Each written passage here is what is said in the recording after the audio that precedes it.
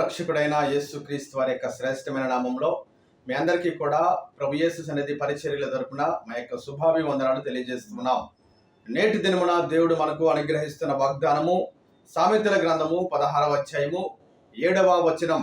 ఒకరి ప్రవర్తన యెహోవాకు ప్రీతికరమగునప్పుడు ఆయన వారి శత్రువులను సహా వారికి మిత్రులుగా చేయును. దేవుని పరిశుద్ధమైన నామమునికి మహిమ కలుగును గాక. ఈ లేఖన భాగాన్ని కానీ మనం గమనించినట్లయితే గనక ఒకని ప్రవర్తన దేవునికి ఇష్టపూర్వకముగా ఉన్నప్పుడు దేవుడు చేసే మేలేమిటంటే వాని యొక్క శత్రువులను సహా దేవుడు వానికి మిత్రులుగా చేయును అన్నట్లుగా ఈ లేఖనం ద్వారా దేవుడు యొక్క ఉదయకాల సమయంలో మనందరితో కూడా దేవుడు మాట్లాడుతూ ఉన్నాడు. చూడండి, మన ప్రవర్తన దేవునికి ఇష్టపూర్వకముగా ఉండాలి, ఇష్టంగా ఉండాలి.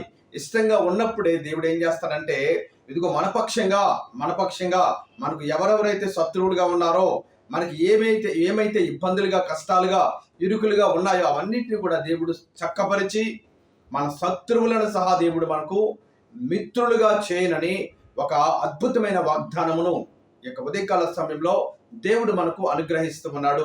మరి దావీదు జీవితాన్ని కానీ మనం చూసినట్లయితే గనక దావీదు భక్తుడికి అనేక మంది శత్రువులు. ఒక పక్కన సౌలేమో దావీదుని చంపాలని తరుముతూ ఉన్నాడు, దావీదుని వెంటాడుతూ ఉన్నాడు. దావీదు ఎక్కడ ఉన్నాడో తెలుసుకుని ఆరా తీసుకుని మరి ఆ యొక్క సింహాసనాన్ని వదిలిపెట్టేసి, రాజ్యాధికారాన్ని వదిలిపెట్టేసి, పరిపాలన చేయకుండా ఇంకెంతసేపు కూడా దావీదును చంపాలని, దావీదుని భూమి మీద లేకుండా చేయాలని ఇదిగో మరి ఆ యొక్క సౌలు ప్రయత్నాలు చేసుకుంటూ దావీదు వెంబడే దావీదుని తరుముతూ ఉన్నాడు. అదే రీతిగా చూసినట్లయితే గనక ఒకానొక సమయంలో ఈ సౌలు బారి నుండి తప్పించుకోవాలని మరి దావీదు ఫిలిష్తీయుల దేశంలో వెళ్ళిపోయినప్పుడు ఆ ఫిలిష్తీయ దేశంలో వారందరూ కూడా దావీదు ఎవరో, ఎలాంటి వాడో, ఎక్కడి వాడో వారికి క్షుణ్ణంగా తెలిసినప్పటికీ కూడా అక్కడ దేవుడు చేసిన మేలేంటో తెలుసా? ఆ యొక్క ఫిలిష్తీయులను దావీదుకు అనుకూలంగా మార్చాడు. ఎంత అద్భుతమైన కార్యం అండి. వెంటనే చూసినట్లయితే గనక ఇంతకు ముందు ఇదే దావీదు ఆ ఫిలిష్తీయులకు నాయకుడైనటువంటి గొలియాతును చంపిన విషయము కూడా ఆ ఫిలిష్తీయుల యొక్క 5 సర్దారులకు తెలుసు. అయినప్పటికీ కూడా ఆ ఫిలిష్తీయ దేశంలో తలదాచుకుంటున్నటువంటి దావీదుకు వారు ఏమాత్రము కూడా హాని తలపెట్టకుండా, కీడు తలపెట్టకుండా, అతనిని ఏమాత్రము కూడా ప్రాణము తీయకుండా ఆ ఫిలిష్తీయుల యొక్క 5 సర్దారులందరూ కలిసి దావీదును హక్కున చేర్చుకుని వారందరూ కూడా దావీదుకు మిత్రులుగా మారినట్లుగా ఆ లేఖనంలో మనం చూస్తూ ఉన్నాం. దేవునికి స్తోత్రం కలుగును గాక. ఎందుకంటే ఈ యొక్క దావీదు దేవునికి ఇష్టడు గనక, ఈ యొక్క దావీదు దేవుడికి ఇష్టంగా నడుచుకుంటూ ఉన్నాడు గనక ఇతని యొక్క ప్రవర్తన మరి దేవునికి ఎంతో ఇష్టంగా ఉంది గనుకనే దావీదు ఎక్కడికి వెళ్ళినా ఎంతగానో కాచి కాపాడుతూ ఉన్నాడు. అక్కడ చేసిన అద్భుతమైన కార్యం అది. దేవునికి స్తోత్రం కలుగును గాక. కాబట్టి ప్రియ దేవుని జనాంగమా, మన ప్రవర్తన, మన నడవడిక దేవునికి ఇష్టపూర్వకంగా ఉండాలి, దేవునికి ఇష్టంగా ఉండాలి.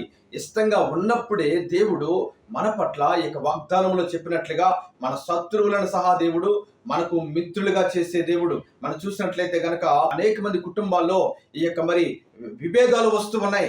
భార్య భర్తల మధ్య గొడవలు, ఇదిగో మరి తల్లిదండ్రులు బిడ్డల మధ్య గొడవలు, ఇదిగో చూసినట్లయితే అత్త కోడళ్లకు గొడవలు, ఇదిగో బంధువులకు, కుటుంబ సభ్యులకు గొడవలు. ఈ రీతిగా చూసినట్లయితే గనక అనేక మంది శత్రువులుగానే మారిపోతూ ఉన్నారు. కుటుంబాల్లో ఉన్నటువంటి బంధువులే, కుటుంబంలో ఉన్నటువంటి కుటుంబ సభ్యులే శత్రువులుగా మారిపోతూ ఉన్నటువంటి కాలంలో మనం జీవిస్తూ ఉన్నాం. కాబట్టి ప్రియ దేవుని జనాంగమా, నీ పక్షంగా దేవుడు మేలు చేయాలంటే, నీ పక్షంగా దేవుడు గొప్ప కార్యం జరిగించాలంటే గనక నీ ప్రవర్తన దేవునికి ఇష్టపూర్వకంగా ఉండాలి. నీ ప్రవర్తన, నీ నడవడిక దేవునికి ఇష్టంగా ఉన్నట్లయితే గనక దేవుడు అద్భుతమైన కార్యాలు నీ జీవితంలో జరిగిస్తూ ఉంటాడు. కాబట్టి ఉదయకాల సమయంలో దేవుడు మనకు అనుగ్రహిస్తున్న ఈ యొక్క వాగ్దానమును ఒకసారి మనం గమనించి ఈ వాగ్దానం ఎత్తిపట్టి కానీ మనం ప్రార్థన చేసినట్లయితే దేవుడు ఖచ్చితంగా మనందరినీ కూడా దీవించే దేవుడు.